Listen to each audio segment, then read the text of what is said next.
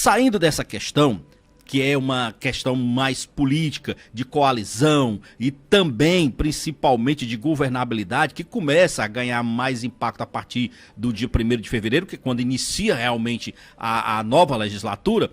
Tem uma entrevista hoje do agora ministro da Educação, Camilo Santana, acho que é a primeira entrevista dele para um grande veículo de comunicação, onde ele faz um detalhamento das suas ações, ele mostra claramente qual é o plano que ele tem para os primeiros 100 dias de governo e principalmente as metas que ele tem traçado para a sua pasta, para dar essa revolução na educação que ele quer e que ele prometeu, inclusive está de acordo com o que determina o presidente Lula. E é muito interessante a entrevista, está no jornal Estadão de São Paulo, mas está também aqui no nosso portal cearaagora.com.br, matéria bem explicadinha, mas o que é interessante a gente destacar é que nesses 100 dias, entre as metas, o ministro da Educação, Camilo Santana, coloca claramente o projeto dele de universalização do ensino em tempo integral.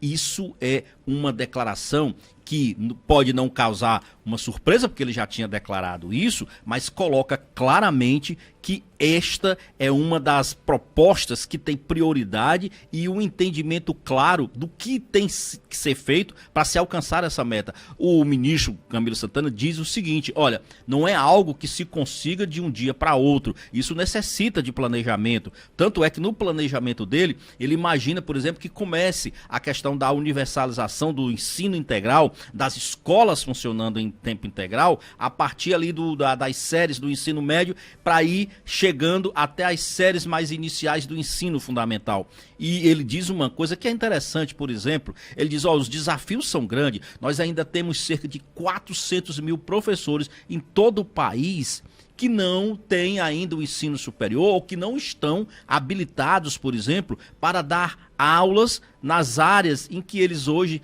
ministram, né? Ou seja, que eles dão o seu conteúdo. E ele diz o seguinte: isso precisa de quê? De qualificação, isso precisa de estudos, de bolsas da CAPES. Ele tem exatamente já um panorama do que quer. Lembrando que o Ceará e também Pernambuco são os dois estados que estão mais avançados nessa questão da escola em tempo integral. E aí vem uma pergunta que é interessante e que o Camilo, o ministro, responde. Isso requer dinheiro, muito investimento. Porque imagina, um aluno hoje, ele fica o quê? 4 horas na escola.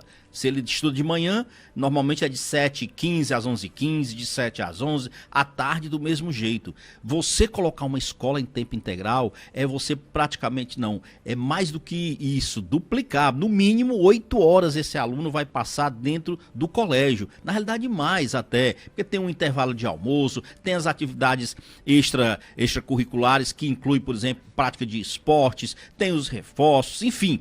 Isso implica dizer o seguinte, que na realidade é uma mudança enorme, tanto do ponto de vista dos professores, como do ponto de vista do aluno e da preparação mesmo física dessas escolas e dos profissionais que vão ser agregados a ela no dia a dia. Então ele diz, é prioridade do governo federal, o governo sabe que o investimento é alto, mas isso tem que ser feito com base em um planejamento, pois é esta revolução que todos nós estamos na expectativa, que todos nós, os brasileiros, que querem ver a melhoria da educação, estão nessa expectativa. E o ministro Camilo Santana diz o seguinte, olha, nunca viu uma situação de tanto atraso, de coisas retrógradas que ele encontrou, que na realidade é verdade em relação à educação. O governo anterior mudou demais de ministros. Os ministros não tinham, claro, uma proposta do que queriam para a educação. E agora nós temos. Passa por essa questão da escola em tempo integral, da melhor qualificação dos professores, da melhor remuneração dos professores. Aliás, sobre isso, o ministro Camilo Santana foi muito claro. Ele disse, olha, enquanto eu fui governador do estado do Ceará, eu sempre procurei cumprir o que foi determinado na nova lei do Fundeb, que é a questão do pagamento do salário base nacional do professor. o mínimo. Então, é o seguinte, são situações que precisam ser conversadas, sim, mas ele desestimulou, nas suas palavras, essas recomendações aí da CNM, da Confederação Nacional dos Municípios, para que os prefeitos não reconheçam ou não apliquem o percentual de 14,9% de investimentos de aplicação na educação, no salário base do professor. E ele diz claramente, não dá para se trabalhar a melhoria na educação, colocar a escola em tempo integral, se não houver valorização do professor. E valorização do professor, claro,